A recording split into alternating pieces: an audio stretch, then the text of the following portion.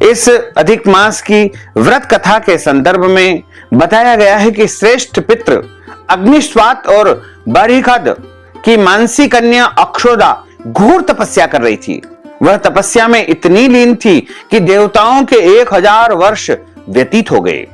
उनकी तपस्या के तेज से पितृलोक भी प्रकाशित होने लगा। प्रसन्न होकर सभी श्रेष्ठ पितृगण अक्षोदा को वरदान देने के लिए एकत्र हुए। उन्होंने अक्षोदा से कहा कि हे पुत्री, हम सभी तुम्हारी तपस्या से अत्यधिक प्रसन्न हैं, इसलिए जो चाहो वरदान मांग लो। लेकिन अक्षोदा ने पितरों की तरफ ध्यान नहीं दिया। वह उनमें से एक अति तेजस्वी पितृ अमावस्यु को अपलक निहारती रही। पितरों के बार बार कहने पर भी उसने फिर कहा कि हे भगवान, क्या आप मुझे सचमुच वरदान देना चाहते हैं?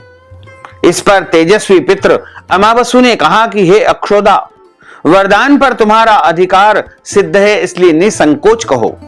अक्षोदा ने कहा कि भगवान, यदि आप मुझे वरदान देना ही चाहते हैं तो मैं तत्क्षण आपके साथ का आनंद चाहती हूं।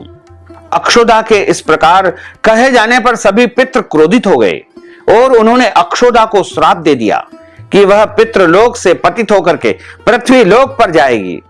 पितरों के इस तरह श्राप दिए जाने पर अक्षोदा पितरों के चरणों में गिर करके रोने लगी।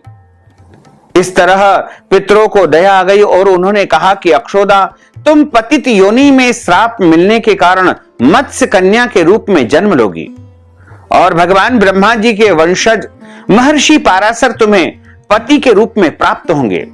तुम्हारे गर्भ से भगवान वेदव्यास जी का जन्म होगा। इसके उपरांत भी अन्य दिव्य वंशों में जन्म लेते हुए तुम श्राप मुक्त होकर पुनः पितृलोक में वापस आ जाओगी। पितरों के इस तरह कहे जाने पर अक्षोदा शांत हुई।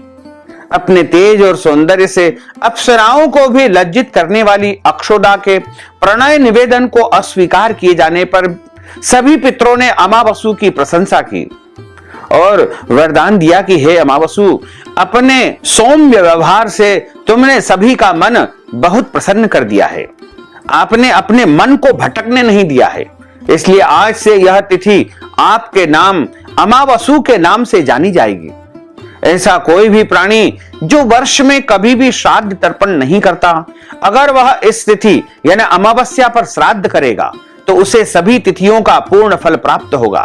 तभी से इस तिथि का नाम अमावस्यु यानी अमावस्या हो गया और पितरों से वरदान मिलने के फलस्वरूप अमावस्या को सर्व पितृ और अधिक मास की सर्वश्रेष्ठ पुण्यदायी अमावस्या माना गया। एक और कथा अमावस्या के संबंध में